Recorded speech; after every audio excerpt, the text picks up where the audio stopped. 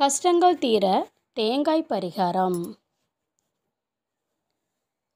உங்களுடைய கஷ்டங்கள் தீரணும் அப்படின்னு நினச்சிங்கன்னா கண்டிப்பாக இந்த வீடியோவை ஸ்கிப் பண்ணாமல் பாருங்கள்.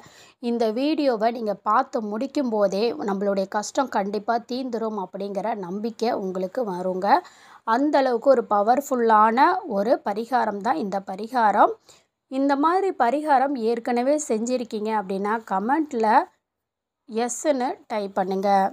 கஷ்டங்களை அனுபவிக்காத நபர்களை அப்படின்னு யாராவது ஒருவர் இந்த உலகில் இருக்கவே முடியாதுங்க. கண்டிப்பான முறையில் இருக்க முடியாது அப்படின்னு தான் சொல்ல முடியும். ஒவ்வொருவருக்குமே ஏதாவது ஒரு பிரச்சனை அப்படிங்கிறது இருக்க தான் செய்யுது. இன்னும் சிலரோ அதில் விதிவிலக்காக அவங்க செல்லும் இடமெல்லாம் பிரச்சனைகளை ஏற்படும். அவர்கள் தொட்டதெல்லாம் தேவையில்லாத வீண் பிரச்சனைக்கு ஆளாகி அதனால் அவங்க சிக்கலில் மாட்டிக்கொண்டு தவிக்கும் சூழ்நிலையும் உண்டாகும். அப்படிப்பட்டவங்க செய்யக்கூடிய ஒரு எளிமையான பரிகாரம் பற்றி இந்த பதிவில் நம்ம பார்க்கலாங்க. இதான் நீங்கள் ஃபஸ்ட் டைம் நம்ம சேனலை பார்க்குறீங்கன்னா மறக்காமல் சேனலை சப்ஸ்கிரைப் பண்ணிக்கோங்க. பக்கத்தில் இருக்கக்கூடிய ஆல் பெல் சிம்பிளையும் ப்ரெஸ் பண்ணிக்கோங்க. அப்போ தான் நான் போடுற வீடியோ உடனுக்குடனே உங்களுக்கு நோட்டிஃபிகேஷன் ஆகும். இப்போ நம்ம வீடியோக்குள்ளே போகலாம் வாங்க.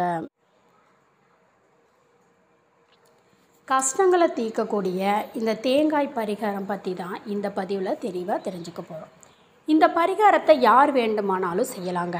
குறிப்பாக வீட்டில் இருக்கக்கூடிய குடும்ப தலைவிகள் செய்கிறது ரொம்ப சிறப்பு. இல்லைன்னா கஷ்டங்களாலும் பிரச்சனைகளாலும் தவித்து கொண்டு இருக்கிறவங்க இந்த பரிகாரத்தை செய்யலாம்.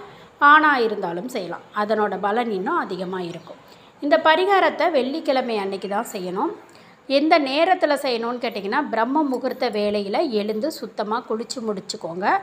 எப்பொழுதும் போல் உங்கள் வீட்டில் நீங்கள் பூஜை செய்வதற்காக தயார் செய்வீங்க இல்லைங்களா, அதே போல் தயார் செய்து கொள்ளுங்கள். இதோடு நல்ல தேங்காயாக பார்த்து ஒரு தேங்காய் வாங்கிக்கோங்க.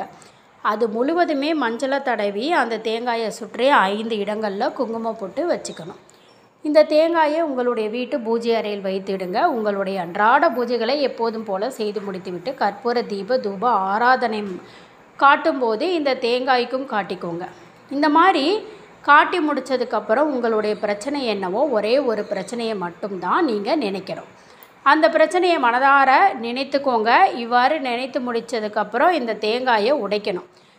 தண்ணீர் அனைத்தும் வெளியேற்றிவிட்டு அதன் குடுமியை எடுத்துவிட்டு இந்த 2 மூடிகளையும் உங்கள் வீட்டு நிலைவாசலுக்கு வெளியில் 2 புறங்கள்லையும் வைக்கணும்.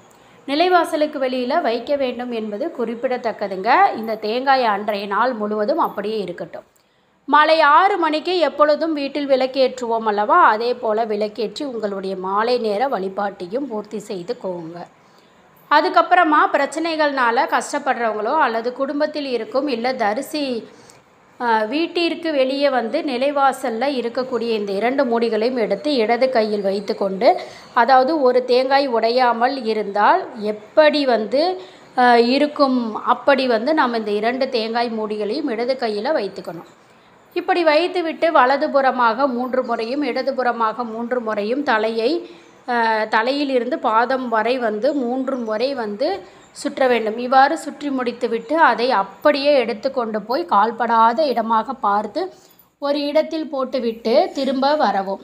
இந்த மாதிரி வரும்போது உங்களுடைய முகம் கைகால்களை கழுவி விட்டு வீட்டுக்குள் வர வேண்டுங்க. இப்படி ஒவ்வொரு வாரமும் வெள்ளிக்கிழமை தோறும் இந்த பரிகாரத்தை செய்கிறது மூலமாக எப்பேற்பட்ட கஷ்டமாக இருந்தாலும் சரிங்க, அந்த கஷ்டங்கள் படிப்படியாக விலகிறத நம்மளால் உணர முடியும்.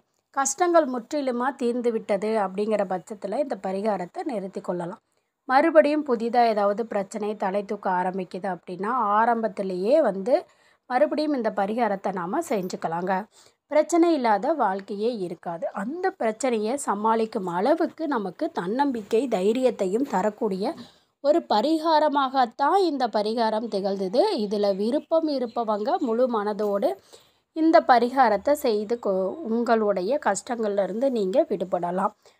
இந்த தகவலை சொல்லி இந்த பதிவினை நிறைவு செய்து கொள்கிறேன். இந்த வீடியோ பிடிச்சிருந்துச்சுன்னா வீடியோவை லைக் பண்ணிக்கோங்க, சேனலை சப்ஸ்கிரைப் பண்ணிக்கோங்க. உங்களுடைய ஃப்ரெண்ட்ஸ் அண்ட் ஃபேமிலிக்கும் இந்த வீடியோவை ஷேர் பண்ணுங்கள். நன்றி.